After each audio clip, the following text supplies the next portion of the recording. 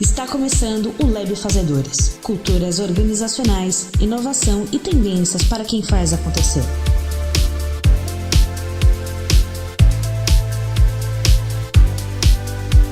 Meu convidado de hoje é o craque Luciano Pires. Conversamos sobre sua carreira de executivo de multinacional, sobre seu processo de transição de carreira, sobre liderança, inovação, seus projetos e um pouco sobre o Brasil. Vamos ao papo. Eu sou o Caio Serrati e esse é o Lab Fazedores.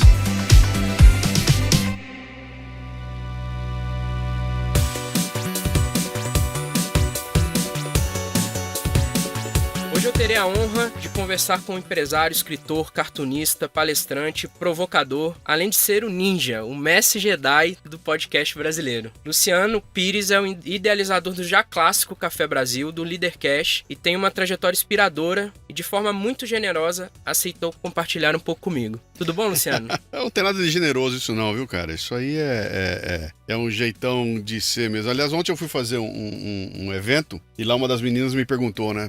Como é que você faz? Aí eu contei tudo como é que eu fazia. Ela perguntou, mas por que você conta tudo, né? Eu falei, cara, por que não contar tudo, né? Por que não abrir o caminho? Por que não querer que mais gente faça, que mais gente construa? Porque todo mundo que estiver interessado em fazer crescer o podcast vai contribuir para que esse negócio se transforme num grande business no país, né? Então, quanto mais gente vier, mais eu recebo de braço aberto, mais eu falo. Então, Caio, é um prazer estar aqui. Obrigado aí pelo convite. Excelente, grande honra, cara. Vamos começar pelo começo. Dá um pouco da sua história, da onde você é, qual a sua formação, como começou, quais foram os primeiros passos aí do Luciano Pires. Então, eu sou de Bauru, interior de São Paulo. Minha formação era para ser cartunista e escritor. Eu vim para São Paulo, estudei comunicação, me formei no Mackenzie, saí para o mercado para trabalhar nesse meu ramo. Acabou que não estava complicado no começo. Eu arrumei um emprego numa empresa, né, numa indústria de autopeças, para ficar 4 anos. Fiquei 26 e então fiz uma carreira no mundo da corporativo, né? Como executivo de indústria de autopeças. Eu entrei como desenhista de catálogo em 82, fui sair em 2008 como diretor de comunicação corporativa, terno, gravata, todos os jargões, ISO 9000, o que você puder imaginar aí daquela coisa que compõe esse universo corporativo. Eu fiquei mergulhado nisso durante 26 anos, né? Mas o cartunista nunca estava só dormindo, né? Ele estava ali esperando a oportunidade para poder fazer esse trabalho que eu tinha o sonho de fazer, e quando surgiu a chance de sair da empresa em 2008, eu escolhi sair para abraçar de vez essa carreira como empreendedor, né? Então, parti pro meu próprio negócio, que eu já tinha montado 5 anos antes de eu sair, e hoje eu tô aí à frente do Café Brasil, editorial, exercendo aquilo que eu queria fazer. Eu me considero ainda um cartunista, me considero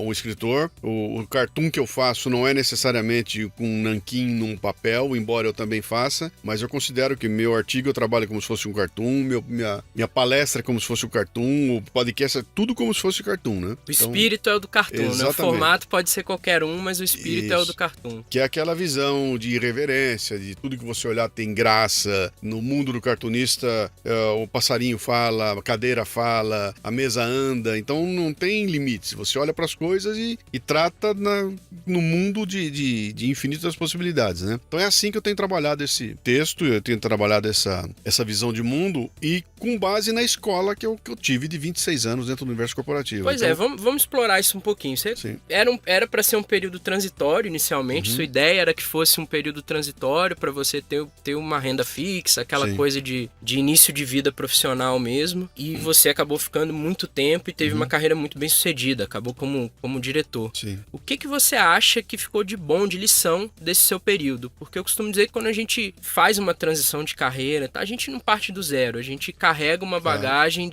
do que a gente fez anteriormente. E pra você, o que você acha que foi o maior aprendizado, as coisas que ficaram dessa bagagem toda de 26 anos na indústria, né? Eu diria pra você que se eu tiver algum sucesso hoje é com base no que eu aprendi nesses 26 anos, né? Porque o que aconteceu? Eu acabei combinando aquela história da visão irreverente, da coisa do bom humor, dessa visão de mundo maluca, quase que do artista, tendo sido obrigado a adotar os processos dentro de uma empresa. Então, você cobrança por resultado, você tem que trabalhar planejamento, trabalhar equipe, você tem todas aquelas ferramentas para o dia a dia funcionar em grupo, que eu tive que usar enquanto eu era o tal do cartunista. Então, quando eu saí de lá, eu tinha já uma formação voltada para esse foco dos negócios, para falar de business, mesmo sendo o artista, né? Quer dizer, eu saio de lá, assumo a função de artista, porém com todo o viés. Então, eu te mostrei hoje como é que é a minha linha de produção. Cara, aquilo são os 26 anos que eu tive na empresa. Quer dizer, você olhar as coisas e falar, cara, primeiro isso, depois aquilo, ou não faz sentido eu gastar tempo com isso aqui,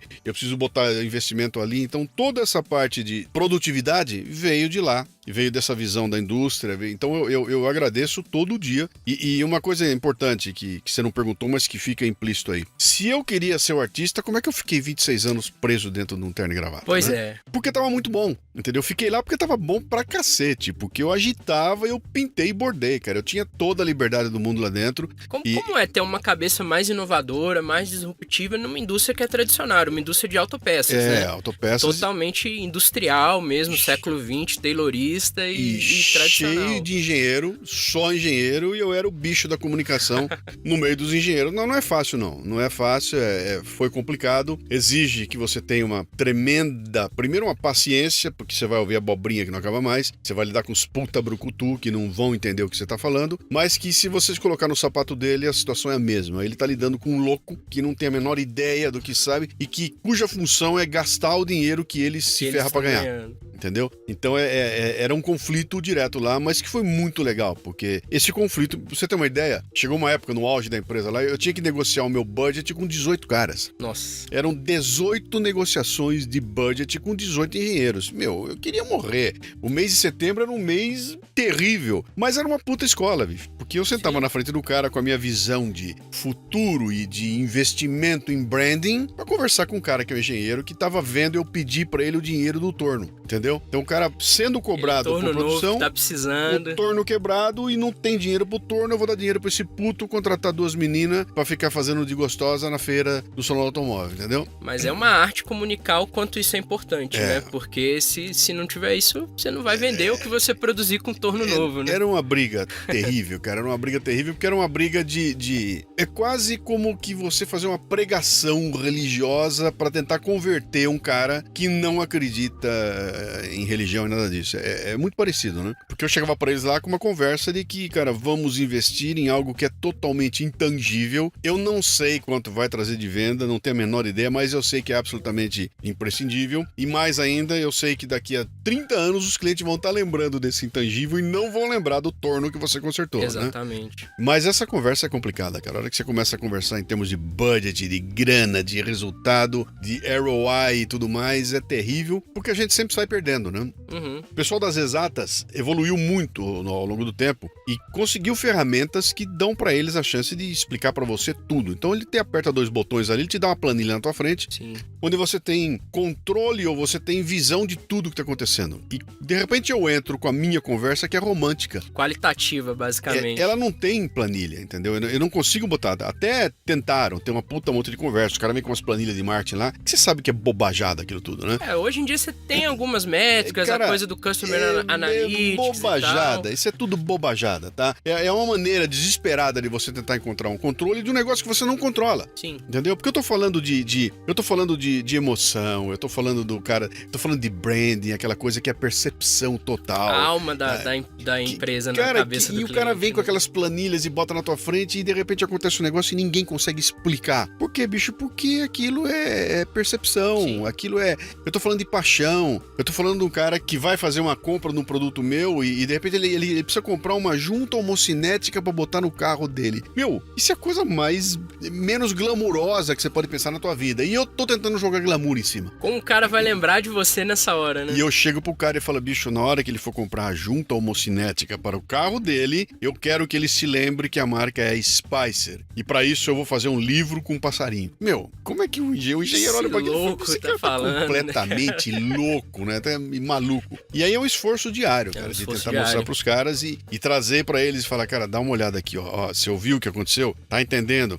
Você tá comigo, tá ouvindo o que o cliente tá falando? Você entendeu como impactou o passarinho na cabeça dele? Agora, se esse passarinho vai vender o junto homocinético ou não, eu não consigo fazer esse link. E se alguém disser que faz, é mentira. Se tá? foi por causa do passarinho que o cara comprou, não dá pra te atestar, mas... É que você é novo, você não vai lembrar. Mas o único jeito de medir essas coisas é com a quinzena de tapete do mapping, entendeu? entendeu? O Mapping era uma grande loja de eu lembro do Mapping, eu de São lembro, Paulo. mas da quinzena não. E ele fazia quinzena, chegava quinzena de tapetes do Mapping. Então ele ia pra televisão, Sim. quinzena de tapete. E durante 15 dias ele batalhava aquilo e vendia tapete. Quando terminava a quinzena, o cara ia lá e ele conseguia ver. Bom, por causa da quinzena, que começou no dia 1, terminou no dia 15, eu gastei X mil na televisão, falei da quinzena e vendi 3 mil tapetes. Dá pra medir e consegui saber o que aconteceu. Então o resultado daquela campanha foi assim. Agora, cara, dificilmente eu tenho começo e fim. Quando você fala em branding, não é que eu comecei a construir o branding dia 1º e terminei dia 30. Não, cara. Isso é um processo interminável, né? Eu participei de alguns trabalhos disso e, assim, você tornar isso tangível pro gestor, pra um C-level, pro cara entender o quanto gastar dinheiro com isso é importante, é de fato um desafio de negociação mesmo, de convencimento que é demorado às vezes, que não é simples, é complexo. E a linguagem é diferente, sabe? Ela trata de coisas diferentes. Até hoje o pessoal contesta, né, cara? Se a Coca-Cola é a marca mais conhecida do mundo, por que continua investindo em propaganda? Exatamente. Entendeu? O cara não entende, porque se parar vai deixar de ser, né? Se parar... Foi assim que ela conseguiu ser, inclusive. Exatamente. Então, e por isso que ela bota os milhões ali. Agora, essa coisa de realmente traduzir esse intangível para o universo corporativo é complicado. E a recíproca é verdadeira, né? Então, quando eu sentava na mesa para negociar com um controller, até eu conseguir entender o papel dele, era uma pauleira, cara. Era pau direto, porque era só conflito. Até o dia que eu paro pra pensar e falo, pera um pouquinho, bicho, o cara tá cumprindo o papel dele, e se eu me botar no lugar dele, eu vou tá... É ridículo o que eu tô tentando fazer pra esse cara. Eu estaria entendeu? talvez fazendo o mesmo, né? Seria igual, porque eu sou pago para isso, eu sou pago para controlar o dinheiro que tá entrando e saindo da empresa, para tentar escolher onde é que vai a coisa, e o árbitro dessa escolha, se é o cara do marketing, eu sei pra onde vai o dinheiro, se é o controle, ele vai pra outro lugar, né?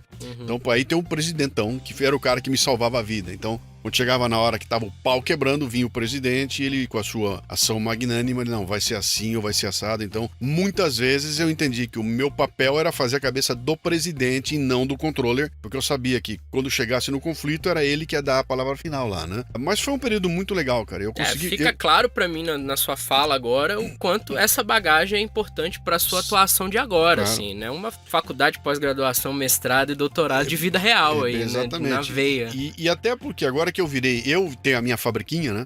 Você tá sentado nela aqui, né? Na minha fábrica, Incrível, uma Ferrari do podcast aqui. Então, e eu montei minha fabriquinha e eu sou obrigado a controlar essa fabriquinha com aquilo que eu aprendi lá no tempo da coisa. Então, todos esses atributos do executivo, do cara da indústria e tudo mais, somados a essa visão do mundo do cartunista, dá essa terceira coisa que é a sua encarnação Café Brasil atual. E é o que eu faço aqui hoje. Eu queria explorar um pouco essa fase de transição, Luciano. É uma coisa cada vez mais comum na vida das pessoas, até dos jovens. Dificilmente uma pessoa fica numa mesma carreira hoje em dia, pela própria dinâmica do mercado, fica numa mesma carreira. Mas fazer essa transição não é um processo fácil, é um processo que tem um custo emocional, um custo financeiro. Como foi pra você? O que te despertou essa vontade de mudar? E conta um pouco do processo, como foi esse processo de mudança? Esse processo levou 26 anos. 26 anos. Ele começou no dia zero. Começou no dia que eu entrei na empresa, né? Eu nunca botei os dois pés dentro da canoa. Eu tava lá, eu tava agitando, cara, eu virava à noite, sendo meu, fazia o dia, me entregava totalmente. Mas eu tinha um pé do lado de fora dizendo o seguinte, qualquer dia eu vou assumir a minha postura de cartunista, escritor. É lá que eu vou ficar, tá lá o meu futuro. Um dia eu estarei fazendo isso. Então, sempre houve essa consciência de que lá na frente eu teria outra coisa pra fazer. Portanto, isso me ajudou a conduzir minha carreira nessa direção também. Quer dizer, mesmo que eu estivesse 100% entregue aos projetos que eu estava fazendo na empresa, eu sabia que lá na frente eu queria buscar uma outra coisa que tivesse a ver com esse meu propósito de vida aqui, né? Então não foi difícil eu entender quanto do meu tempo eu deixaria dedicado a esse trabalho que eu queria fazer. Mas teve uma coisa interessante que é o seguinte, tem a ver também com essa questão da maturidade, né? Você com 20 e poucos anos, com 30 e poucos anos, você quer mais é briga, você quer pau. Você quer quebrar o pau, cara. Você quer entrar, você quer discutir. Mudar tudo, quer né? discutir, entra e briga e vai pra reunião e quebra o pau. Nos 40 começa a mudar alguma coisa. E nos 50, então, muda de vez, Muda né? tudo, né? Que é aquele tempo que eu costumo brincar, dizer o seguinte, é o momento em que você percebe que você já não tem muito tempo mais de vida pra gastar brigando com os outros. Então, com 20 anos você tem todo o tempo da vida, com 30 você tem também, gasta seu tempo à vontade e quebra o pau com todo mundo. Com 50, você já olha e fala, meu, porra... Preciso focar no essencial, né? O tempo que eu vou gastar com esse idiota aqui, eu podia estar usando de uma forma mais produtiva pra mim lá no futuro. Então você começa a entender que algumas coisas são prioritárias. E é o momento em que ficou claro pra mim que, cara, eu preciso começar a preparar essa minha transição pra quando eu sair da empresa, né? E a primeira coisa que eu fiz foi começar a construir o branding Luciano Pires, que fosse independente do branding Dana, que era o nome da empresa. Então, eu era o Luciano Pires da Dana. Esse era o meu branding. Saía no mercado, tirava o cartão da Dana, bicho, arrebentava. Era uma festa. E eu falei, bom, eu vou perder o Dana e esse Luciano Pires vai ser o famoso Ken. E eu preciso construir o Luciano Pires. E aí eu comecei um processo de construção, né? E aí, os artigos que comecei a publicar, quando eu tava na empresa ainda, né, em 2001, comecei a publicar toda semana um artigo, comecei a escrever nas revistas do segmento, fiz as viagens malucas que eu queria fazer, comecei a fazer palestra dentro da empresa e fora da empresa. Então eu comecei a criar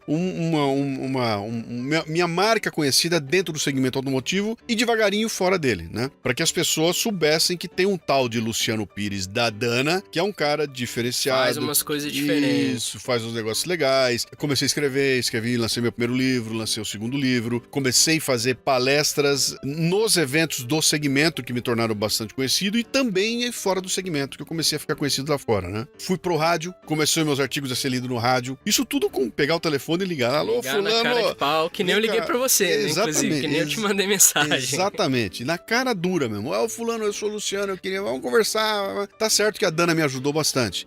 Muitos lugares, quem era? Pô, é o Luciano Pires, diretor de marketing da Dana. Pô, deixa eu conversar com esse cara, quem sabe pinta alguma coisa aí, né? Mas a perda do sobrenome corporativo, disso que você tá falando, do respaldo que trabalhar em uma grande empresa dá. Sim. Então, na sua visão, foi minorada e foi mais tranquilo por causa desse trabalho de preparação. Foi porque eu já sabia que eu ia perder. Então, muita gente quebra a cara porque não entende o que vai acontecer quando perder. Eu desenvolvi um negócio que eu chamo da tal da armadura emocional. Eu falo, uma das coisas mais importantes que tem que fazer no processo de transição é preparar essa armadura emocional. O que é armadura emocional? É aquela coisa que vai te proteger na hora que você mandar um e-mail e a pessoa não te responder. Quando você marcar uma reunião e o cara não te atender. Quando você ligar pro cara, o cara não atender o telefone. Quando você começar a ser tratado como um bosta, que é o que vai acontecer com você quando perder o teu sobrenome corporativo. Então, sumiu o sobrenome, você é ninguém e você não vai trazer mais vantagem pra ninguém, então os caras vão te tratar a pontapé e é assim que funciona, né? Você começa a descobrir que as pessoas são mal educadas, que as pessoas não têm compromisso com porra nenhuma, que as pessoas tratam você vira o fornecedor, cara. E aí você vai dançar, né? Então, muita gente não entende isso. Então, o diretorzão acostumado a chegar lá e ser recebido com um tapete vermelho e com o cafezinho, vai ficar sentado, se tiver um banquinho do lado do motoboy com a pizza e o motoboy com a pizza vai entrar primeiro. Entendeu? Como superar essa perda de status que acontece na hora? Esse é um problema. Segundo problema, pouca gente faz conta matemática com relação aos benefícios, salários e tudo mais que ganha da empresa. Exatamente. Ela vai fazer a conta e é o seguinte, bom, qual é o meu salário? Meu salário é 20, legal. Quando eu sair da empresa, eu não tenho mais 20, eu vou ter que trabalhar para ganhar 20. Não, pera um pouquinho, bicho. Teu salário é 20, teu salário é o celular, é o plano de saúde, é o automóvel. O vale alimentação. Quando você soma isso tudo, cara, é um pavor. Você descobre que, puta, isso é o dobro do que você ganhava. E você não vê. E você não sente. Na hora que você sai da empresa, a tua armadura emocional, se ela não funcionar, você tá ferrado. Porque você vai descobrir que, por mais que você trabalhe, se você ganhar o dobro do que você ganhava na empresa, vai sobrar menos dinheiro no final do dia. Seu custo é muito maior. É muito maior. E aí, de repente, a tua armadura emocional não foi trabalhada, tua esposa não entendeu, teus filhos não sacaram, houve uma queda tremenda de nível ou de qualidade de vida, e você vai começar a ser demandado, cara, por algo que você até então não era demandado. E se você não tiver com isso trabalhado, você vai dançar, porque de repente você vai falar, cara, eu sou um merda, entendeu? Já não sou mais o bam, dia 15 não vai aparecer do nada dinheiro na minha conta, entendeu? Eu vou ter que pagar o telefone, eu tenho que ir no banco pagar o negócio, não é mais um motoboy que vai fazer pra mim, eu não tenho mais a secretária pra fazer isso tudo. Então, as pessoas que fazem a transição cometem alguns erros que são básicos, né? Básicos, então, ela tenta reproduzir a mesma estrutura. Então, vou começar o meu próprio... Agora eu sou consultor, tá? Saí da empresa... É um caminho natural, inclusive, né? Sou consultor. Chamo um mané, pago 30 pau pra fazer um site, alugo uma sala maravilhosa de 6 pau por mês, contrato uma secretária de 2 pau por mês e vou pra lá, sento ali, mando fazer um cartão de visita e fico sentado esperando vir cliente. E no segundo mês não veio, terceiro mês não veio, de repente você descobre que aquela grana que você gastou no site não serve pra nada, que a secretária é cara demais, a sala tudo ficou caro e daqui a 4, 5 meses o dinheiro começa a acabar. Eu tenho um amigo que ele trabalha com escola, uma escola livre, e tava conversando com um sócio para um projeto específico, e aí o sócio veio com essa cabeça, assim, não, mas quanto que a gente vai ganhar? Cara, quanto a gente vender. Não, mas assim, um fixo. Não, se a gente vender 10 cursos, a gente vai ganhar 10. Se a gente vender 40, a gente vai ganhar 40. E essa é uma percepção que quem trabalha por salário não tem, né? Que é totalmente diferente. Até porque, cara, esse problema não é dele. Quando eu tô na empresa, o problema de botar o dinheiro na minha conta não é meu. Imagina, eu tava numa multinacional. O mercado caiu. Caiu, mas meu salário tá lá. Tá lá, exatamente. Então, o que vai cair? Tá bom, o bônus esse ano vai ser um pouco menor. Sim, o bônus vai ser menor, mas o salário mensal tava lá sempre. Quando eu venho pro meu próprio negócio, esse problema é meu. 100% meu. Então, se o mês que vem não tiver grana, cara, eu tô ferrado. Agora, você manter o pé, ficar em pé enquanto essas coisas acontecem, saindo de um lugar que... Outro dia eu fiz um artigo interessante lá que eu falava sobre essa diferença do empreendedorismo dentro de uma corporação e o empreendedorismo fora da corporação. Esse cara, existe empreendedor dentro de uma empresa? Eu falei, não, os dois você consegue encontrar gente empreendendo pra valer dentro de uma corporação e gente empreendendo fora. Eu falei, a diferença dos dois é o seguinte, um faz bungee jump e o outro faz o wingsuit. Né? Qual é o lance do bungee jump? O louco se atira do alto de um precipício e se joga lá embaixo pendurado num elástico que vai, e o cara fica... Cara, tem que ser muito louco pra saltar, tem que ter coragem, etc e tal, mas tem um elástico, entendeu? Tem um elástico. Sim. Eu pulo e tem um elástico. Wingsuit, o cara se atira do alto do penhasco com a roupa de voar. Só. Não tem elástico, cara. Se der errado, ele não vai estar preso no elástico, ninguém segura. Ele vai se arrebentar e vai morrer. Então, o seu tá na reta, né? Os dois têm que ter adrenalina, os dois têm que ter coragem, os dois têm que ter... Os dois são foda. Só que um tem o elástico e o outro não tem. A diferença dos dois é que quando dá errado, um desloca o pescoço, né?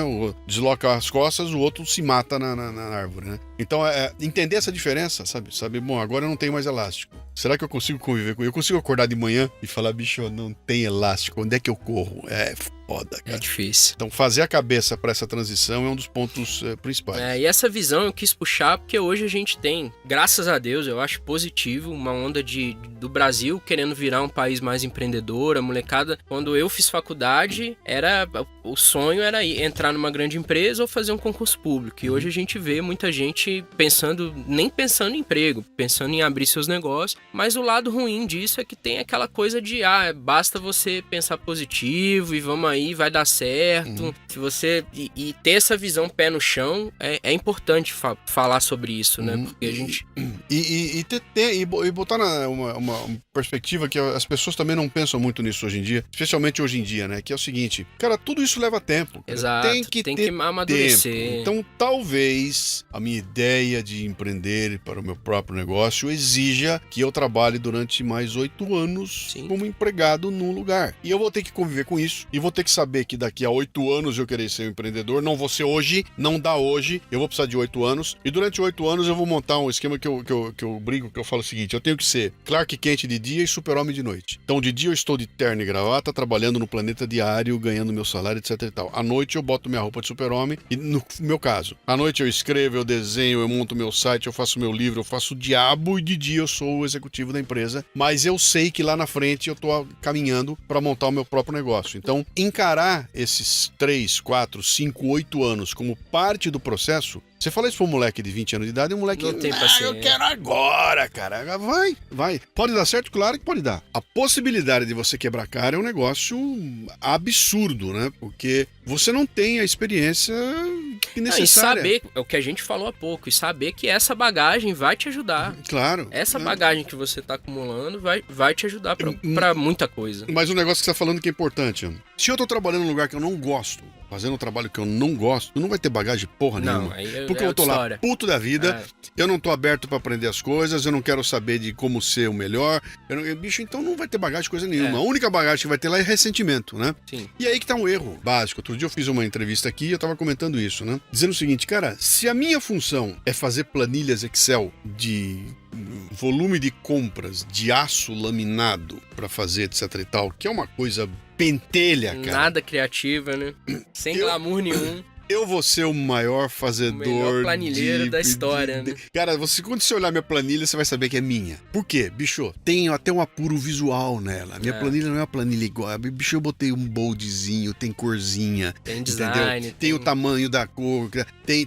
Tá tudo lá. O cara que olhar aquilo vai falar, puta merda, bicho. Pensei no cara que tá usando ela, né? Que vai ser Outro dia eu peguei um táxi. Eu adoro fazer isso, cara. Quando eu vou pra viagem pelo Brasil afora, se eu tiver com tempo, eu cato um táxi e falo, me leva pra conhecer, dou uma volta na cidade e vou conversando com o táxi. Já pego o taxista e vou almoçar com ele, né? E eu peguei um que me contou uma história inacreditável, sabe? Aquele cara que vem do fim do mundo, foge de casa com 9 anos de idade, lá no fim do Agreste nordestino, chega na capital com 9 anos de idade, vira criança de rua, aprende a dirigir porque começa a trabalhar como guardador de carro, e é analfabeto, um dia ele faz 18 anos de idade e ele vai fazer o exército. E eu perguntei, mas por que você... Ele falou, não, era minha obrigação como brasileiro, era fazer o exército, olha só. E ele entra no exército, um bronco, né, analfabeto, e os caras botam ele pra cuidar do trator. Tinha um trator lá dentro que trabalhava ali. E ele falando pra mim, doutor, aquele trator era a minha vida. Eu dava banho no trator, eu cuidava, eu pintava o trator, eu tratava o trator com tanto carinho. Aquele trator virou uma coisa que era um brinco. A ponto do comandante passar por ali e parar pra convenir. Ele viu aquilo e falou, o que é isso, cara? Veio conversar comigo. O que é isso, cara? Não, porque é assim, papai. E o cara ficou tão encantado comigo que me chamou pra ser motorista da família do comandante. E aí a vida do cara muda, porque blá.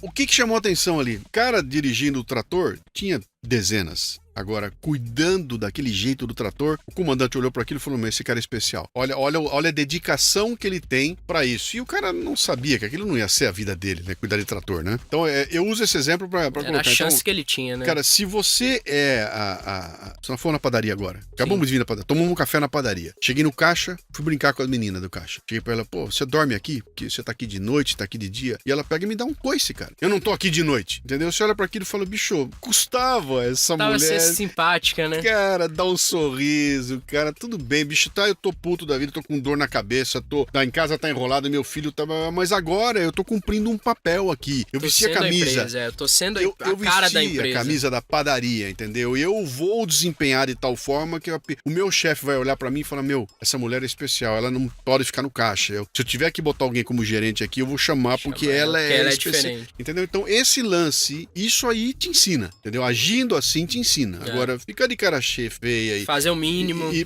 aí não vai. Não vai nada, né? Não, e esses são, como você mesmo diz, esse exemplo do taxista é ótimo. Os que depois alguém vai virar e ainda vai falar, pô, puta sorte você deu na vida. Grande sorte. Agora, o que isso exige, cara? Isso exige o seguinte, cara. A minha vida, ela é muito maior do que o trabalho que eu faço aqui às 8 horas. Eu vou ter que me desdobrar, entendeu? O tempo que eu tiver, entre aspas, bastante aspas, tá? O tempo que eu tiver livre, eu vou usar nesse meu projeto futuro. Então, em vez de eu ficar aqui, perder 30% do meu dia caçando Pokémon, entendeu? Eu vou pegar esses 30% que eu tava gastando Pokémon ouvindo um podcast, pra aprender alguma coisa. E não é podcast de bobagem, de nego falando merda. Eu vou ouvir coisas que vão me ajudar a ampliar esse meu repertório, a entender mais coisas. Eu vou procurar quem tá escrevendo aquilo que importa. Eu vou ler um livro que interessa, entendeu? Exatamente. Eu vou participar de um seminário. Eu não tenho dinheiro, bicho, eu vou na palestra da igreja, entendeu? Que o padre vai fazer de graça, ele trouxe um cara pra falar sobre gestão de tempo na igreja do pastor Zé. Eu vou lá, entendeu?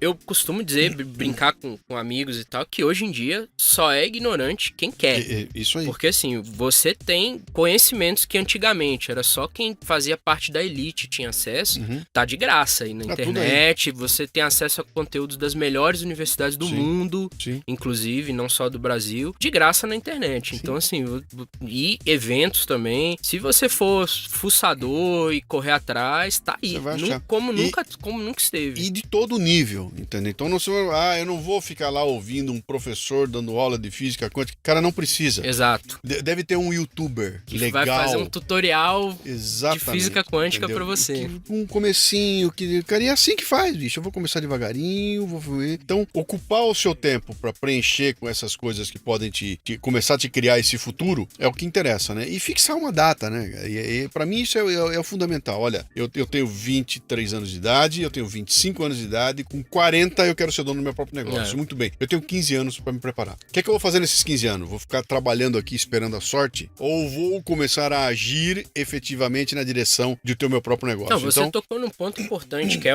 você fez isso e falou agora, que quando você tem esse norte do propósito, não, eu quero chegar ali, eu quero viver do meu trabalho de cartunista, seja em qualquer formato, mas era o que te movia. Certamente que inúmeras decisões que você tomou ao longo dessa caminhada foram guiadas por esse propósito. Mesmo sem eu perceber. Exatamente. Que esse é o grande lance. Eu nem percebi que eu tava fazendo algumas escolhas pra me colocar nessa trilha. E quando as coisas acontecem, você olha e fala, meu, mas da onde veio isso? Uma puta coincidência, cara. Meu, pô, mas que... Isso acontece muito comigo, né? Então eu começo aqui, olha, eu vou desenvolver um programa especial. Vou fazer um podcast especial sobre David Bowie, entendeu? Então eu vou precisar ver a vida mergulho na vida dele, fico lá uma semana, de repente entra na minha caixa postal um e-mail com um texto em inglês da revista Esquire que conta a história escondida do David Bowie. Aí eu olho para aquilo e falo, meu, puta sorte, exatamente na hora que eu tava fazendo o negócio do David Bowie aparece isso aqui.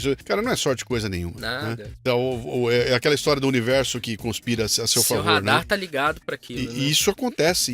Então, se você não tiver disposto a investir nessa coisa que vem lá no futuro, você vai ficar esperando a sorte, né? E aí, bicho, aí é sorte. É sorte. Então vai dar certo pro Zé, que tá do seu lado, e você vai achar que porque deu por ele, deu pra você, e não vai dar, cara. Não né? vai. Então, você falou logo no começo aqui, que é aquela história do que tá muito na moda aqui, né? De você olhar o empreendedor, eu vou ser por quê? Sabe por quê? Porque Basta eu vi querer, 4 né? histórias de 4 caras que eram os Zés, que estavam arrebentados, que eram pobres e que ficaram milionários. Eu assisti essas 4 histórias e se deu certo com eles, vai dar comigo também. Não vai dar, cara. Os outros 1000 não escreveram livro, né? Os outros milhares que quebraram, não tem livro sobre eles, né? O Brasil tem 2 milhões de jogadores de futebol e só tem um Neymar, entendeu? Então, quando eu olho pro Neymar e acho aquilo maravilhoso, eu não olho pros 2 milhões que estão aí e que vão se aposentar e sei lá o que vão fazer da vida, entendeu? Então, não dá pra você se basear nas exceções. O que eu posso fazer com o Neymar? Eu posso me inspirar nele. Sim. Aí é legal. Pô, o Neymar como inspiração é o máximo, O que o cara fez pra chegar lá?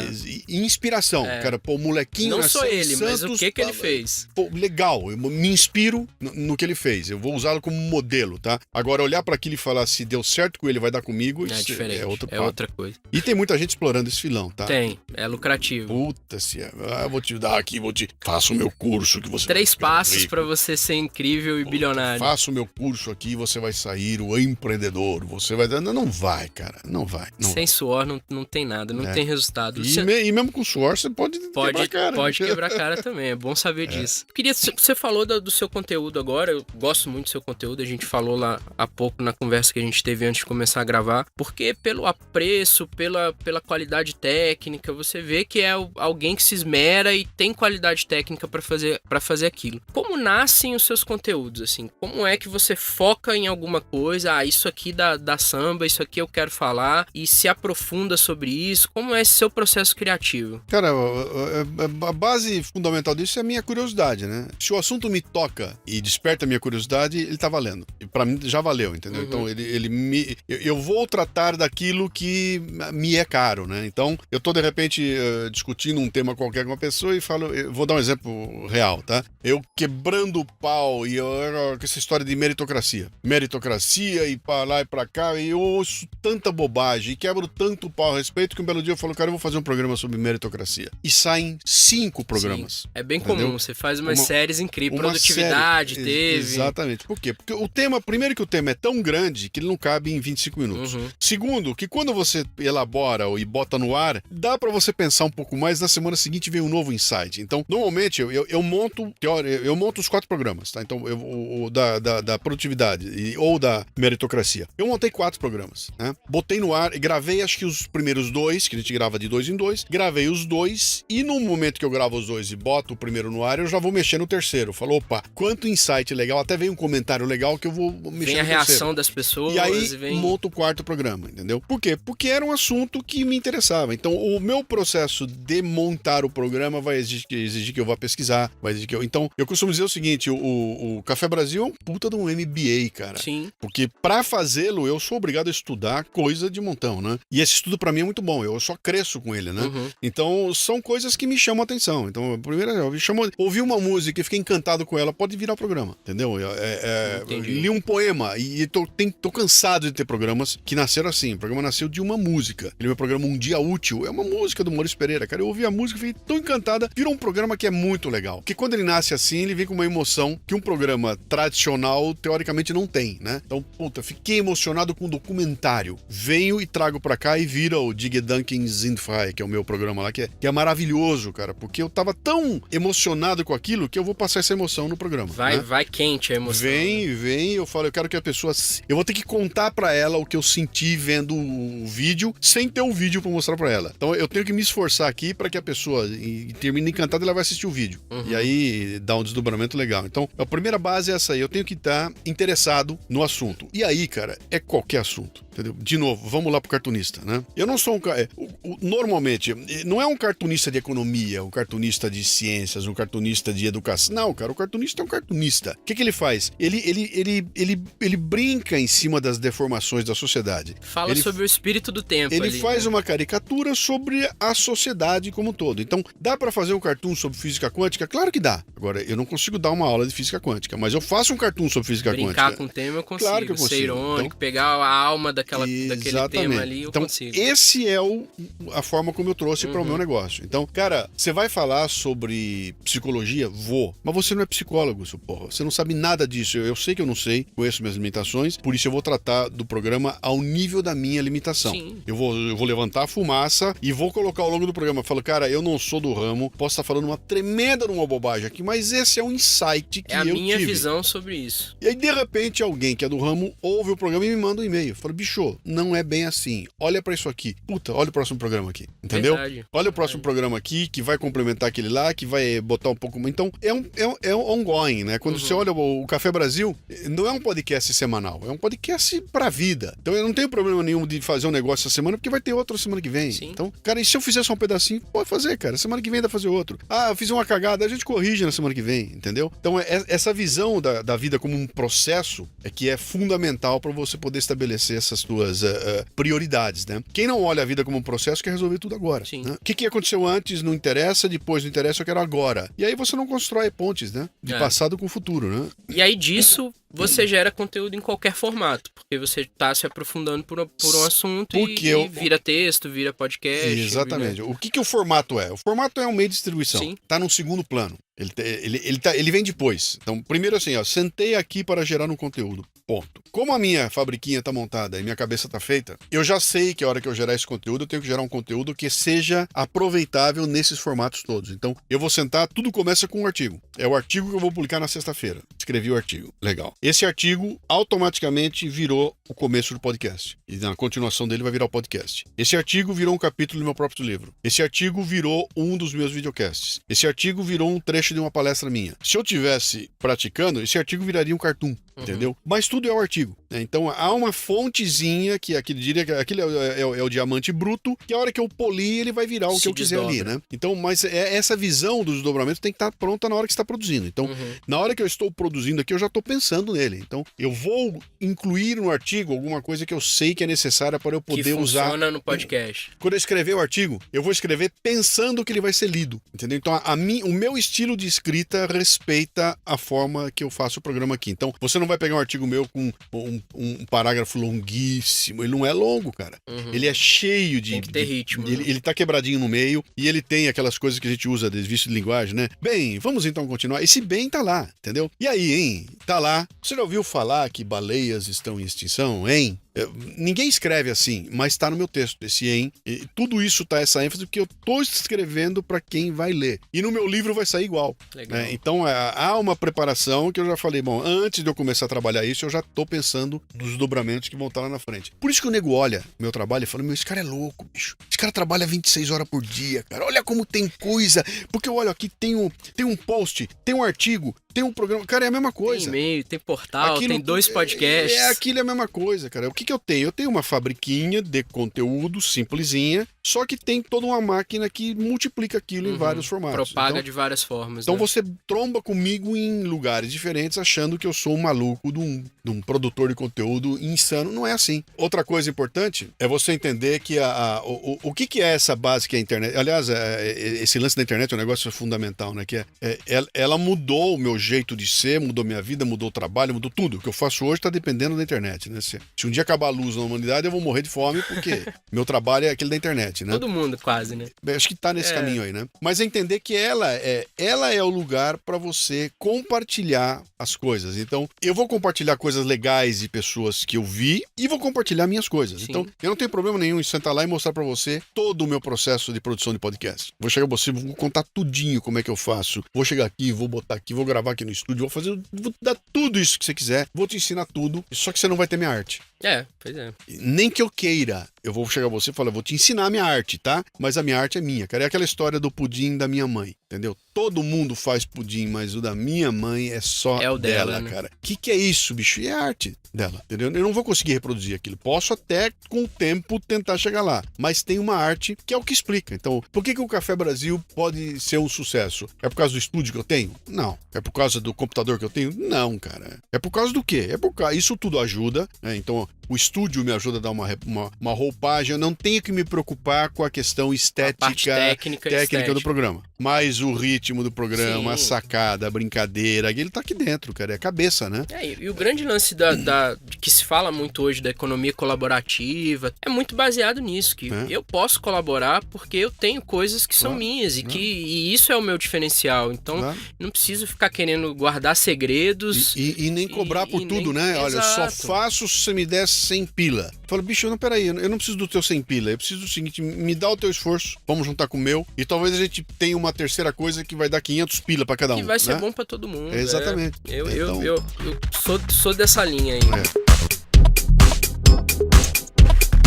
Tem 2 temas que você se aprofundou bastante ultimamente, Luciano, que eu queria tocar com você, porque ele tá muito ligado às coisas que eu tenho escrevido no blog e tá muito ligado aqui ao Live Fazedores, que é o podcast, que são os assuntos ligados ao mundo do trabalho, ao mundo da gestão, de tendência. Você recentemente publicou o Diário de um Líder aí, onde você dá uma visão particular, pessoal sua, sobre a coisa da liderança. Queria falar um pouco sobre isso, assim, a sua visão sobre esse tema, o que você conseguiu concluir dessa pesquisa toda que você fez sobre liderança. Então, cara, acho que liderança talvez seja o tema mais abordado hoje em dia, né? Na história da humanidade, eu não sei se tem um tema mais abordado do que liderança, cara. É o que tem mais livro, todo mundo fala a respeito, todo mundo palestra, todo mundo escreve, todo lugar que você vai, o tema é liderança. E, no entanto, a gente vive uma crise de liderança brutal. Então, quando eu fui escrever o livro, que eu falo isso na abertura do livro, eu falo, bom, tem alguma coisa errada. Ou ninguém tá entendendo nada do que tá sendo dito, né? Ou as coisas erradas estão sendo ditas, né? Porque é impossível você tratar desse tema de uma forma tão brutal e o que mais falta no mundo é líder, é liderança, né? Então, esse livro eu fiz baseado nessa constatação e escrevi o livro com histórias do meu dia a dia, coisas que eu vivi pessoalmente ou coisas que eu vi acontecer e sempre com uma moral da história, né? Pô, liderança é isso, liderança é aquilo, pra desmistificar aquela história de que o sujeito nasce líder ou que tem um modelo pra líder, né? Pra ser líder eu tenho que ser grande, forte e ter voz forte. Não, cara, quem faz liderança é o contexto e o que você tem que ter ligado é a tua antena, pra ela capturar o contexto e falar, chegou a hora de eu assumir a minha liderança, né? E para poder assumir direitinho, eu vou buscar aprender algumas técnicas. A técnica não é a liderança. A liderança é outra coisa. Me ajuda, né? Me ajuda. Então é aquela história. Se eu não aprender a tocar piano, eu não posso me tornar um grande pianista. Agora, o que me vai fazer ser um grande pianista, aquele que sobressai sobre os outros, não é a minha técnica do piano. A técnica vai ajudar. Quanto melhor eu tocar piano, mais eu vou ter possibilidade de acertar. Agora, o que me vai fazer ser grande não é a velocidade que eu toco. Que isso deve ter gente até com velocidade maior. Tem algo a mais ali. Tem aquela coisa que... Por que você pega um cara sentado tocando um violão e ele faz você chorar? E você escuta o cara e chora. Que mágica é essa, bicho? Que do lado dele entra uma banda com 35 componentes, com 180 milhões de watts, arrebentando e... não acontece nada. E aí vem um cara com um violãozinho e me faz chorar. Você viu a abertura da Olimpíada? Vi, eu tava em aula, mas depois eu vi a reprise. Paulinho da Viola. Pra mim, a Olimpíada já valeu por aquilo. O que é aquilo, bicho? Aí você Pra vai mim, falar, cara, não. Arrepiei. Precisa ter a Ivete Sangalo arrebentando, pulando, se matando, que tem o mérito dela. Mas de repente você vem com o Paulinho da Viola, ele senta ali com o violão dele e toca o hino nacional. Cara, a coisa mais óbvia do mundo é alguém cantar o hino nacional. Todo mundo já sabe. E um cara tocando violão. Agora, bicho, o que tem no Paulinho da Viola? É a qualidade do violão dele. Cara, aquilo é um conjunto que tá ali. E você entender que aquele conjunto é que faz a diferença. Eu posso botar do lado dele outro cara que toca violão melhor que ele, que canta com uma voz melhor que a dele e não vai conseguir me atingir como o Paulinho atingiu, né? Não, foi incrível. Então, ter isso, claro, é uma das partes fundamentais, né? Que falou, bom, o que vai fazer eu ter sucesso no futuro não é o computador que eu tenho, o software que eu tô usando, isso tudo é ferramenta. Que qualquer pessoa, eu costumo brincar e dizer o seguinte, tudo aquilo que o dinheiro pode comprar não vai fazer diferença pra você. Não é. Se o dinheiro compra, não faz diferença. A diferença vai fazer naquilo que o dinheiro não compra. E aí, meu amigo, é a graça do cara que contou a piada. 10 caras contaram a piada, eu não rio nem aí, aparece um e eu rolo de rir, cara, mas é a mesma piada. Esse cara tem graça. Foi o dinheiro que comprou? Não foi.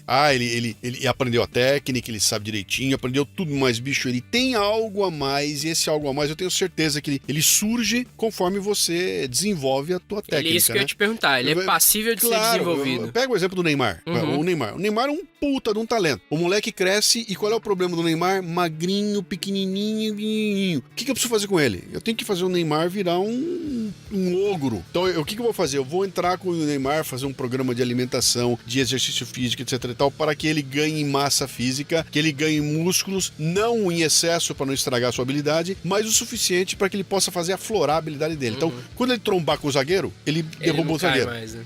Então, enquanto eu não desenvolver essa parte técnica dele, aquele diamante bruto não vai ter muita capacidade para evoluir. Na hora que eu trabalho essa parte técnica, o cara aparece, né? Conosco é a mesma coisa, bicho. É a mesma coisa. Então, por que esse estúdio lindo, maravilhoso aqui? Porque ele me ajuda a me despreocupar com coisas relacionadas a... Eu tô aqui sentado com você falando, não tô preocupado se o cabo, se vai ter um avião passando, se vai... Cara, tá tudo resolvido. Tá tudo certo. Então eu posso me entregar 100% ao que importa, que é o cerne da questão. Que é o que agrega valor. Então isso aqui tudo são ferramentas que me ajudam. Precisa disso tudo aqui? Não. A gente ia gravar o programa, que é uns papos nossos ali na tua mesa, não é isso? É verdade. Na mesa com o teu microfoninho. Viemos gravar aqui porque é mais confortável. Agora, então tem muita gente que acha que não tendo esse arcabouço tecnológico não consegue fazer. Bicho, não é isso que e pega. deixa de tentar por causa disso, né? Cara, que não é o caso. E a história é o seguinte, cara. Faça simples, ponha no ar e deixa as pessoas começarem a usar. E aí você sofistica. Entendeu? Então, vai ser em preto e branco? Sim, senhor, cara. Faz e põe no ar. Não, e assim, o Café Brasil tem 10 anos. Claro. Você tem um estúdio incrível, que eu brinquei agora, que é uma Ferrari, é o estado da arte da produção de áudio, mas não foi hoje. Não foi no episódio 1 que você tinha isso. Tempo, né? Exato. É o tempo. Para o episódio 1, para sair, foi feito ao vivo, foi meia boca, era tudo ruim. Hoje, quando eu ouço, é um horror, mas, cara, ele me trouxe aqui. Ele me construiu, né? Então, ter essa paciência é um atributo importante. E não deixar de se movimentar por causa disso também. Claro, que isso é uma desculpa de muita gente. Não, eu não tenho ainda tal coisa, eu preciso... E não vai, não faz nada. Vou repetir aquilo que eu falei, porque eu acho que isso aqui é importante, cara. Faça simples, exatamente, ponha no ar e deixa as pessoas começar a usar. E aí você sofistica, entendeu? O blog não tá do jeito que eu quero, põe no ar, cara. Põe no ar, bicho. Deixa que 4, 5, 6 pessoas comecem a ver, comecem a comentar, e aí você vai refinando. O meu primeiro site, cara, o primeiro site que eu fiz, fui eu que fiz. Eu cheguei de viagem lá do Everest, resolvi que eu ia fazer um site. Eu fui não era nem o... Acho que era o Walmart. Acho que era um Walmart da vida. Fui no Walmart, peguei na prateleira e comprei um software de fazer site. Bicho, aquilo é o ó do Borogodó, cara. Sentei lá, botei lá o disquetezinho e fiz um site com uma musiquinha tocando, pavoroso, bicho. Aquilo era um horror, aquilo. Quando eu me lembro hoje de tão horrível que eu botei no ar aquele site e botei lá tocando a musiquinha. Passam algumas semanas, entra um e-mail pra mim de um cara. Pô, Luciano, adorei, a tua viagem é muito legal, a história tá legal. Cara, mas teu site é uma merda, bicho. Pô, bicho, mas é que eu não fiz, né? Cara, pô, eu faço o site. Eu gostei tanto do teu, posso fazer um pra você? Pô, cara, eu não tenho dinheiro. Não, a gente se vira aí, se faz. E aí nasceu meu primeiro site profissional, entendeu? Se eu não tivesse feito aquele primeiro, chutado, esse cara cara não teria visto, é meu amigo até hoje, esse cara não teria visto, não teria entrado em contato comigo e não teria feito o meu primeiro site profissional. Só nasceu o primeiro porque eu fiz o meia boca. E se eu tivesse esperando, falando, não, vou esperar juntar grana pra contratar um cara para fazer um site, e o cara vai chegar e vai pedir 5 pau na época, né? Pô, é muito dinheiro, eu nunca faria. Botei no ar meia boca e olha o que deu. E é um conceito de que se fala tanto hoje de Lean Startup, de iteração, de modelo de sprints e tal, que se fala tanto na gestão hoje, que não é nada diferente disso que você tá falando. Coisa, é cara. isso. Bicho, Assim, tudo não tem novidade. Pega cara. o feedback, vê o que estão falando, vai surgir coisas que você não vai enxergar sozinho. Claro. E só vão acontecer quando você estiver no campo fazendo a coisa rodar, né? Cara, não tem novidade nenhuma. Tudo já foi feito, tudo. Se você tiver pensado com um problema aí, bicho, dá uma estudada que 3.000 anos atrás um grego já tratou desse assunto aí.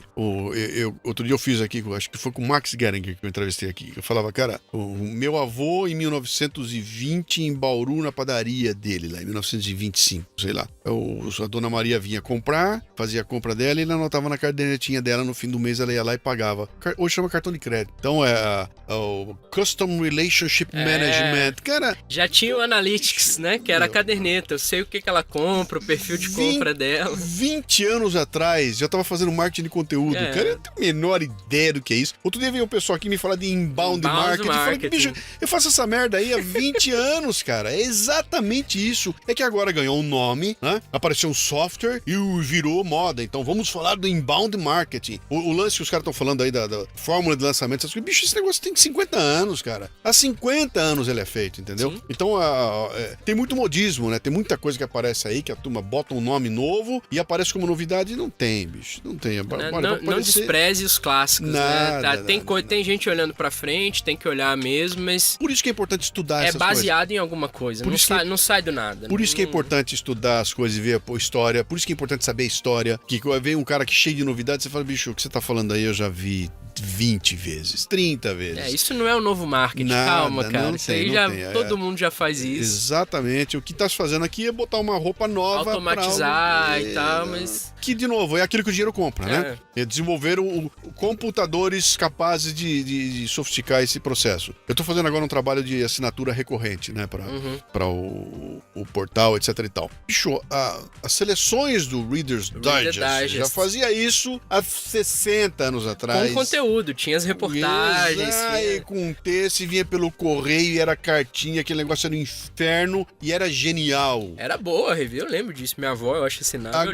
Agora começou a história e bicho, não tem novidade. O que acontece é que agora existe um sistema que permite que eu cobre R$1 da pessoa e ela paga R$1. Até há pouco tempo não dava. Eu tinha que mandar para ela um boleto que custava R$2,50 para ela me pagar R$1. Agora dá. E o acesso também, né? Antigamente, quem era dono do capital tinha acesso a isso. Eram grandes empresas e tal. Agora você tem essa visão de cauda longa que a tecnologia vai democratizando as coisas. Então eu não vou vender tanto quanto a Amazon, mas eu posso atacar um nicho e ser sustentável a partir daí, sozinho. Com 1.000 seguidores, com 1.000 pessoas. 1.000 pessoas resolve o teu problema. Eu falei isso ontem na palestra que eu fazia para um pessoal que quer ser palestrante e tudo mais, tá dizendo para eles, falei, cara, você não precisa ter um público de 200 milhões de brasileiros. Você não precisa ter 50 milhões de brasileiros. Você não precisa ter 3 milhões de brasileiros. Você não precisa nada disso. Você precisa ter 30 mil pessoas, 20 mil pessoas, 5 mil pessoas, 1.000 pessoas que estejam conectadas com você e que possam se transformar num público que dá até para criar um modelo de negócio com base nessa... E sem intermediário, que é incrível, né? Você consegue... Que é o grande lance.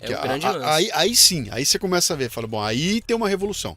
Qual é a revolução? Ela tira do meio do caminho os intermediários e faz com que você consiga chegar na fonte primária. Então, os caras mandam, como você fez? O cara manda um e-mail pra mim, outro dia eu recebi a semana aqui. Eu tomei a decisão na minha vida de toda semana mandar um e-mail para uma pessoa inalcançável. Alguém que eu admiro e que eu sei que eu nunca vou alcançar. Quem sabe ela me responde. E eu na hora respondo, que inalcançável, cara? Sou eu, o que você quer? Não, eu queria saber. Porra, você respondeu? Claro que eu respondi. Qual é o problema, né? Então, você hoje tem tudo isso ao teu alcance. Quer dizer, antigamente o pessoal falava, né, que você está a 6 estágios de distância do Papa. 6 nada, cara. Se bobear, eu tô a 1 ou 2. Papa Francisco tá no Twitter. Manda um tweet pra ele. Então, olha como isso te encurta caminhos pra você fazer as conexões. Agora, o que você não consegue é encurtar o tempo de maturação, reflexão, é estudar, é aprender. Senso crítico, isso é só no dia a dia. Isso é tempo, cara, esse tempo vai tomando. O outro tema que eu queria falar contigo, que também é um tema que muito se fala e pouco se pratica, às vezes, pouco não, mas em muitos lugares é só discurso, que é a questão da inovação. Você tem uma palestra mais recente aí, que a fórmula da inovação, Sim. né, que você aborda também de um jeito muito pessoal o tema. E como nasceu isso? Qual que é a sua visão, além do clichê aí que se fala tanto de inovação, como se fala de liderança também? Cara, essa palestra tem 20 anos, bicho. Tem 20 anos? 20 anos. E ela não envelhece. Não envelhece. E você imagina, como é que alguém pode falar de inovação com uma palestra que tem 20 anos de idade? Por uma razão muito simples, que tem a ver com isso que você perguntou aí, né? O que é que eu fiz com essa palestra? Essa palestra eu criei quando eu estava dentro da empresa, vivendo aquele mundo todo lá do empresarial, e ouvindo a turma falar de inovação, mas falam de inovação com uma facilidade que é brutal, cara. E precisamos inovar, e queremos a inovação, e quer inovação porra nenhuma, cara. Ninguém quer inovação de jeito nenhum. Se o cara vem com uma conversa de inovação e você faz a inovação, ele quer te matar, porque da boca pra fora é muito legal, mas quando a inovação aparece, a turma não quer. E não quer porque o ser humano é assim, né? O cérebro da gente nos protege de gastar energia.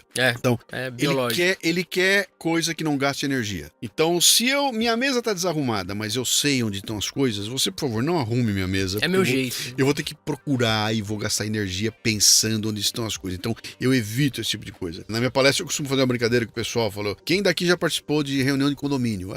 Quem é que já deu uma ideia diferente na reunião de condomínio? O que aconteceu? Bicho, fui escorraçado. Me botaram pra fora porque eu levei uma ideia diferente, que é uma ameaça.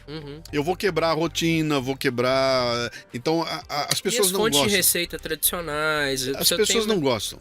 E aí, quando eu olhei pra isso tudo, eu falei, cara, como é que eu vou chegar aqui pra dar aula de inovação pra um público que não quer inovação, que pensa que quer, mas na hora que a inovação surge, ele não faz, ele não adota, ele não quer fazer. E eu fui falar, então, cara, eu vou falar da inovação que o dinheiro não compra, de novo. Então, não me interessa a inovação de produto, de processo, chama um japonês aí que ele te ensina a fazer. Eu quero falar da inovação como a filosofia da inovação. Que vire cultura, né? Que não seja... Sabe que aquele é o olhar. Sabe o que pode me fazer uma pessoa inovadora? É o olhar constante em busca de um jeito diferente de fazer as coisas que eu faço o tempo todo, né? Esse não estar conformado com as coisas, né? Ficar indignado e querer que elas mudem, faz parte de um olhar interno. E é isso que eu trato na pesquisa, na palestra. E eu mostro às pessoas o seguinte, falo, cara, a inovação que me interessa é aquela que não precisa de dinheiro.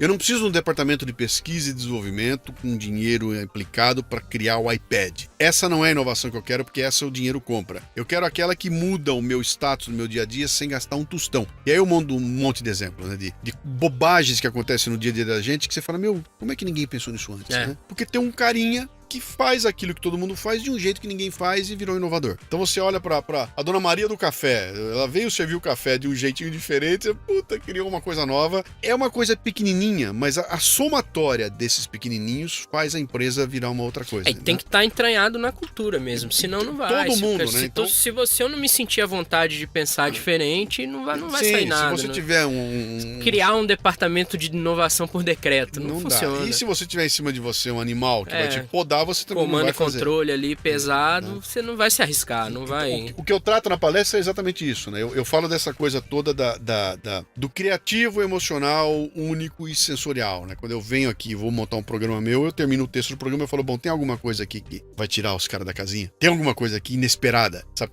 E que o cara escuta falando, cara, o que esse cara falou eu já ouvi a vida inteira, mas desse jeito eu nunca ouvi, pronto, eu inovei, entendeu? Então eu não preciso inovar na essência, porque você falou, o discurso que eu ouvi aqui é o discurso que eu já cansei de ouvir em vários lugares. Só que do jeito que foi alinhado e apresentado pra mim, eu nunca tinha ouvido. Então ele me deu um puta insight. Embora ele tenha me dado todos os ingredientes que eu já tenho, ele misturou o ingrediente de um jeito tal que me criou um sabor separado, né? Isso pra mim é inovação. Então eu quero tratar dessa inovação, que é aquela que eu não preciso ter dinheiro, não preciso ter poder, nada disso. Eu posso inovar a partir do momento em que eu não estou acomodado com o jeito que as coisas são. Né? Então, sempre foi assim e não funciona. Sobretudo nesse contexto de mercado que a gente está agora. Sentei na minha mesa, liguei meu computador e faço. Outro dia eu li um estudo interessante que diz que 75% das coisas que você faz hoje é repetição do que você fez ontem. E é mesmo. Eu saio do mesmo jeito, vou pro mesmo lugar. Eu passo 75% do meu tempo repetindo o que eu fiz ontem. Cara, isso aí pra virar hábito e não mudar mais... É muito fácil. Tá aqui. A questão toda é o seguinte, muito bem, eu vou quebrar o caminho. O que eu fiz? Toda manhã eu levanto e vou na padaria, eu vou na outra padaria. Toda manhã eu levanto e peço pão pingado com pão e manteiga. Eu vou pedir coxinha com suco de maçã. Meu, que bobagem. Não é bobagem, cara. Sabe, isso é aquela história de você se alimentar de estímulos que são diferenciados, de você se expor para situações que vão bota o cérebro para funcionar, cara. Senão ele entra no... E é tão difícil porque é desconfortável. É o mesmo princípio do cérebro. Eu preciso automatizar as coisas para economizar energia. Exatamente. Se toda hora eu ficar saindo do meu lugar comum, é difícil, então, dá desconforto. É por isso que as pessoas não fazem, talvez. Tem coisas que são fantásticas, cara. Então é aquele exemplo clássico, né? Como é que o cérebro me ajuda a dirigir um automóvel? Quer dizer, chega num momento, quando começa é um terror, depois vira automático, eu não preciso mais pensar para mudar a marcha, né? E isso é bom. Então, o hábito não é ruim, o hábito ajuda a gente a economizar milhões, né? Só que para você virar escravo dele, e aí não tem mais inovação. Então, aquela história, eu tenho até uma frase legal que fala que, como é que é, o hábito torna aceitável até as maiores loucuras, é uma coisa assim. O cara fala, a senhora apanha do seu marido há 32 anos, por que a senhora não larga esse cara? Sabe como é, eu me acostumei, então, o hábito cria essas coisas. Então, quando é que você tem que entender que ele tem que ser quebrado? E aí partir vou encontrar um jeito diferente de fazer as coisas, né? E não é difícil, bicho. Isso é um comportamento, né? Se manter ligado sempre, virar um hábito positivo, você aprender a questionar tudo o tempo todo, né? Isso tinha um lance que eu fazia na empresa, quando eu tava lá na empresa, a hora que começava a ficar tudo na rotina, eu mudava tudo. Trocava os caras de lugar, mudou as mesas agora. Amanhã, fulano, você não senta mais, você senta lá. Porra, cara, a hora que começa a ficar entendendo, é isso mesmo, cara, vamos mudar o layout daqui e não quero mais. Fulano, você não faz mais isso. Era uma zona, mas o tempo todo eu tava preocupado em ter uma tensão, que pra mim é uma tensão criativa. Eu fui pros Estados Unidos, trabalhei lá um período pequeno, mas eu fiquei um mês ali fazendo um estudo quando eu vinha trazer um produto para ser lançado no Brasil e fui pra dentro da sede da empresa que eu trabalhava lá. Os caras me convidaram pra ir trabalhar lá, queriam que eu fosse pros Estados Unidos. Eu peguei e fui lá. Fiquei uma semana lá dentro. Bicho, virei pros caras e falei, não, cara. Jamais, cara. Eu tô sentado num lugar aqui que ninguém fala alto, os telefones não tocam. Quando alguém vem conversar com você, assim, fulano, sabe, tudo baixinho. Bicho, a minha área aqui era um mercado de peixe, cara. É o telefone tocando, é nego agitando. Eu falei, cara, essa energia toda me alimenta. E eu preciso dela, porque esse caos criativo é a praia onde eu vivo, né? É como eu sou um peixe de mar e os caras tentaram me botar num rio. Num aquário. Não vai, cara. Não vai, entendeu? Então, tem gente que não consegue conviver com isso, com esse caos. Eu consigo, eu gosto dele. Pra mim, quanto mais caos tiver, mais eu tenho o prazer de encontrar ordem dentro dele e fazer com que ele vire alguma coisa inteligível lá na frente, né? Mas tem gente que não consegue. E quando não consegue, ela quer se adaptar. Eu quero sentar ali e ficar levando a minha vidinha. Bom, tá legal. Se você consegue viver assim, é legal. Mas aí não tá. A inovação não mora aí. A inovação não mora nessa coisa paradinha. Ela mora exatamente no caos, na tentativa de você inovar sempre, né? Luciano, eu queria ampliar um pouco a visão aqui do nosso papo e aproveitar o seu background disso, assim. Você é um cara que vem fazendo provocações, pensando um pouco do país há alguns anos já por causa do Café Brasil. E aí, cara, o país tá melhorando ou piorando? Tá melhorando, cara. Não há dúvida nenhuma. O Brasil tá sempre melhor, né? Quem disse que não entendeu nada do que tá acontecendo. Eu vivo num país muito melhor do que aquele que meus pais viveram e melhor do que aquele que meus avós viveram e será melhor. E meus filhos vão viver num país melhor daquele que eu vivo. Não há dúvida nenhuma, né? E se eu quiser ser mais agressivo ainda, em qualquer aspecto que você medir, ele tá melhor. O que acontece? Acontece que ele tem coisas que evoluíram aqui de uma forma que antigamente não existia. Então, eu tenho acesso à informação hoje de um jeito que eu jamais tive na minha vida. Então, se não tiver nada de importante acontecendo aqui agora, vai entrar uma notícia do ônibus que caiu na ribanceira lá em Picos, no Ceará, e matou 16. Jamais eu vou estar sem a história do ônibus que matou 16, porque de todo lugar ele vai vir. Então, eu sou bombardeado hoje por informações que me dão uma ideia de que o mundo é aquilo que está entrando pela porta, pela informação, né? E se bobear, eu acho que é isso mesmo. E aí eu vou olhar para aquilo e falar, cara, esse país é uma miséria, é um horror, porque só vem merda. E a gente sabe que não é assim. Eu faço palestra no Brasil inteirinho. Pra eu dizer pra você que eu conheço o Brasil inteiro, eu só falta Fernando Noronha. Então, o resto eu já fui no Brasil inteirinho. Eu viajo esse país aqui de cabo a rabo, cara. Eu conheço gente do Brasil inteirinho. Bicho, não tem nada a ver com aquilo que aparece no Jornal Nacional. Aquilo que tá no Jornal Nacional é mentira? Não é, cara, é verdade, mas não é só aquilo. Mas não é o todo, né? Não é só aquilo, entendeu? Nós estamos tendo um exemplo agora, o Rio de Janeiro, né? Tá tendo a Olimpíada. Eu não tenho dúvida nenhuma que o pessoal que foi embora da Olimpíada foi embora encantado. Encantado porque o Rio de Janeiro é maravilhoso? Não é, cara. O Rio de Janeiro tá uma merda, o Rio de Janeiro. Mas ele não é só a merda. Aliás, ele é muito mais do que só a merda. É muito mais legal do que a merda. Porém, a gente só dá vazão pra merda. A merda não existe? Claro que existe, cara. Claro que é. Tem milhões de problemas, mas é muito maior do que isso. A gente evoluiu em muitas coisas, né? Então, quando a gente perde essa perspectiva, fica essa história de que, quero voltar pro que era antes. Cara, antes não tinha comida. Antes não tinha luz, antes não tinha... Agora tem, né? A escola era melhor, a escola pública, mas era pra poucos. E era tinha um país de analfabetos. E era diferente, bicho. Eu me formei numa escola que, se eu comparar com a escola de hoje, Sim. ela era melhor do que a que tem hoje aqui. Agora, aquela escola não serviria pra hoje aqui. Então, hoje é uma outra coisa, né? Outra coisa. O que tá acontecendo... Eu fiz um trabalho aqui que eu vou... Logo mais vai sair um programa a respeito aí. Onde eu tô discutindo essa coisa toda das 5 leis da estupidez para chegar à conclusão que o problema do Brasil são os estúpidos, não são os canalhas, né? E a gente aqui só quer saber de brigar com canalha. Então, para nós o problema é o canalha, é o corrupto, é o Eduardo Cunha que tem que ir pra cadeia, Cara, o problema do Brasil não é o canalha, bicho. O problema do Brasil é o estúpido, que é o estúpido que abre caminho para o canalha, né? Então, se você disser para mim o Brasil piorou, talvez tenha piorado porque tem muito mais estúpido. Mas o jeito que tem mais estúpido também tem muito mais gente inteligente. E a questão é que essa gente inteligente, ela se retraiu e ela deu espaço para o estúpido que gera o canalha assume, já sabe o que tem que fazer, ele bota os inteligentes a serviço dele, pega os estúpidos para ajudar, para explorar o resto do povo todo. Então, nesse sentido, a gente tem a impressão que as coisas estão muito piores. Mas eu não sei se estão, cara. Meu filho tem muito mais liberdade do que eu tinha. Eu tenho certeza que não. Meu filho tem, meu filho vai pra Europa semana que vem do jeito que eu ia pra Bauru, entendeu? Então, como é que você pode dizer que tá pior, né? Eu vejo muito mais gente tendo acesso a coisas que eram impensáveis na minha época, né? Agora, cara, falta saúde? Claro que falta. Porque não é que não temos problemas, é isso. Tem gente não é fechar os olhos para os problemas. Tem gente demais. E a gente tem um problema no Brasil que, de novo, nós não conseguimos juntar qualidade com quantidade. Aqui, ou você tem qualidade ou tem quantidade. Você não consegue juntar os dois, né? O que é isso? É um problema de gestão. O Brasil tem um problema de gestão brutal. Então, o problema nosso, ele é facilmente sanável se a gente conseguir ter gente gerindo o país como tem que ser gerido. De forma então, profissional, né? Eu deveria ter, sentado lá em cima, cuidando do país, um administrador, entendeu? Eu deveria ter, junto com ele, um economista ajudando a tomar as decisões. Eu não deveria ter um político preocupado em fazer política, né? Mas para quebrar isso aí, cara, tem que ir muito longe. Então, eu não acho que tá ruim, não. Eu acho que tá e vejo, assim, um futuro muito mais legal. Vai continuar tendo miserável, vai continuar tendo explorador, vai continuar tendo violência. Claro que vai ter. A questão toda é que a chance que nós temos de reduzir esse problema é muito maior do que era há 30, 40, 50 anos atrás. E eu acho que vai melhorar ainda mais, entendeu? E passa por uma tomada de consciência que é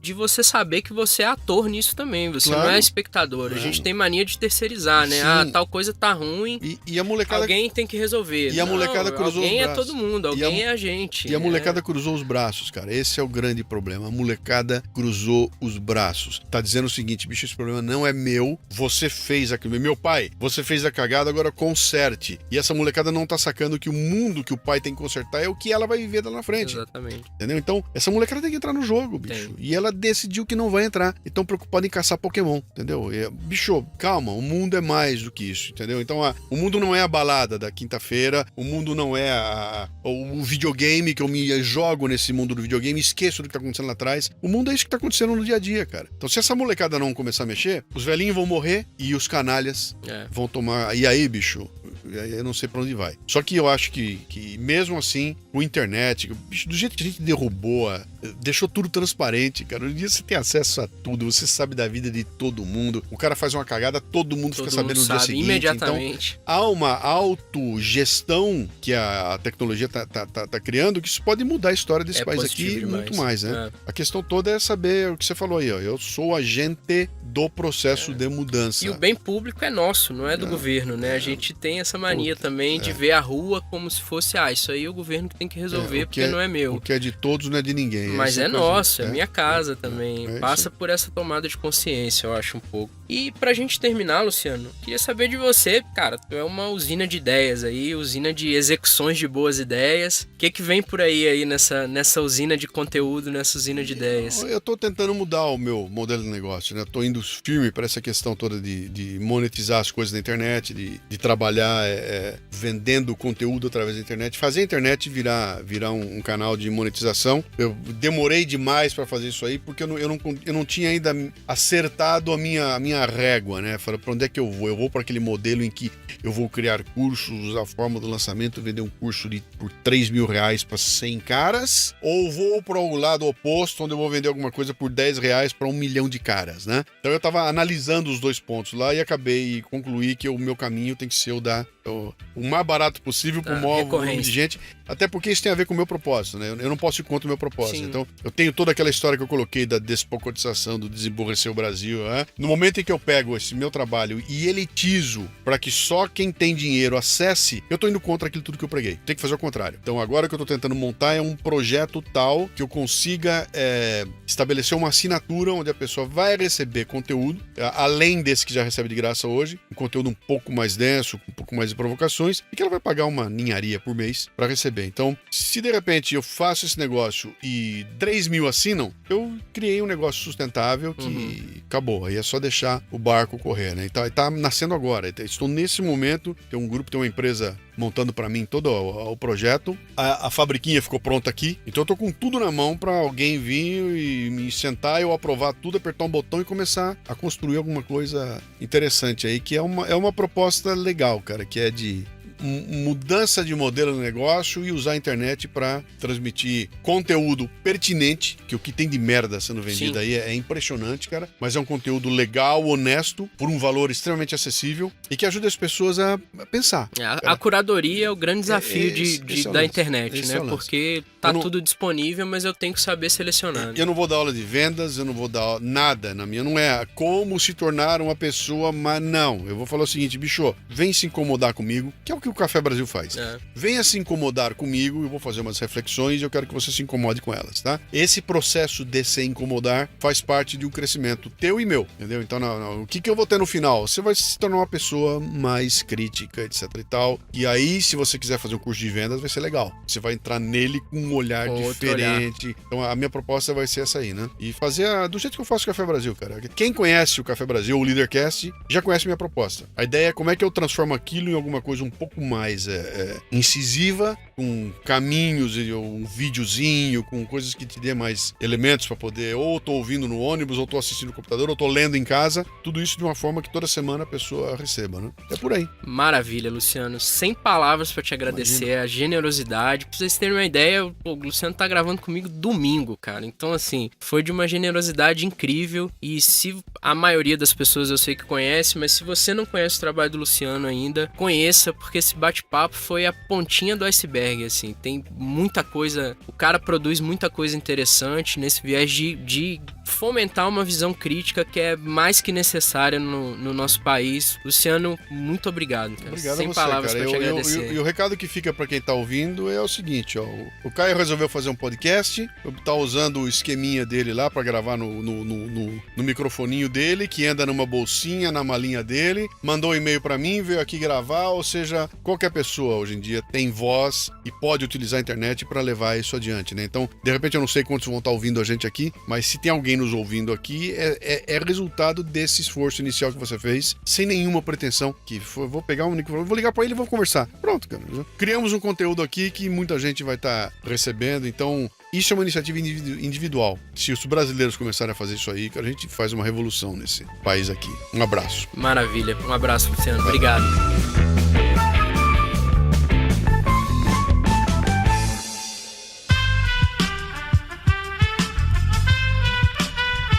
Este podcast foi editado por Aerolitos Edição Inteligente.